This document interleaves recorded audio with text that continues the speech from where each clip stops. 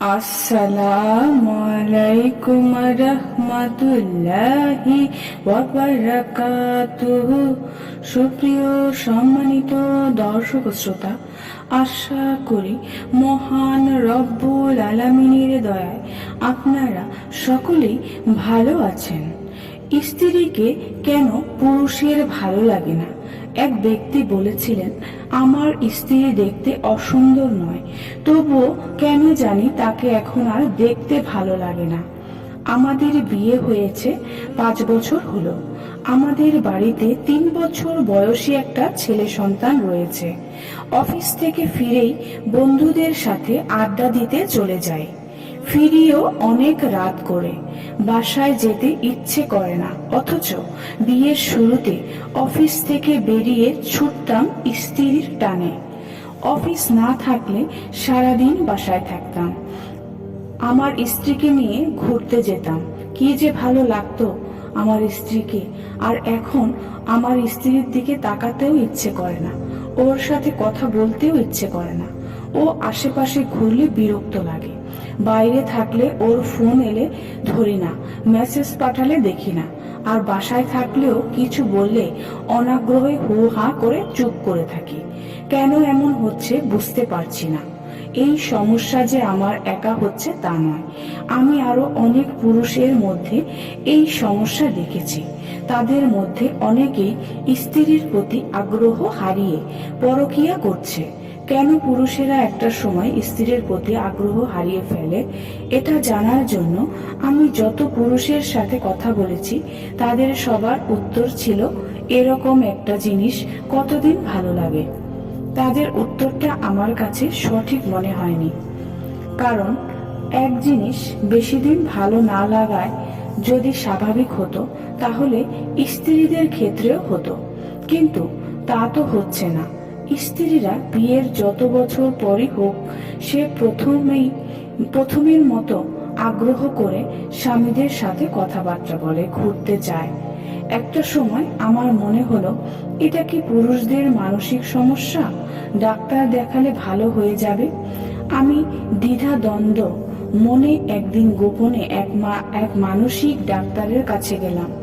Doctor আমার সব কথা শোনার পর বললেন, আপনি কি আল্লাহকে বিশ্বাস করেন? বললাম, জি, আল্লাহকে বিশ্বাস করি।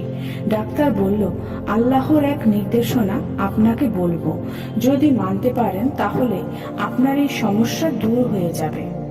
কোনো ওষুধপাতি লাগবে না, গ্যারান্টি দিচ্ছি।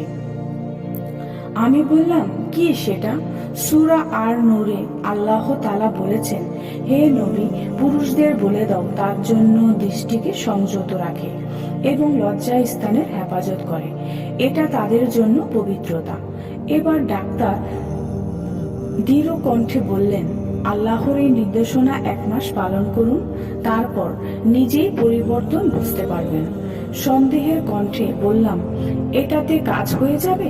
ডাক্তার বললেন, অবশ্যই কাজ হবে, কিন্তু আমাকে কথা দিতে হবে আপনি এই নির্দেশনা নিখুঁতভাবে পালন করবেন, কোনো ফাঁকি দেওয়া চলবে না।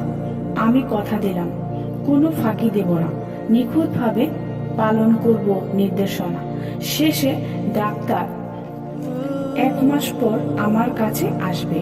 1 মাস পর আসবো বলে ডাক্তারের চেম্বার থেকে বের হলাম।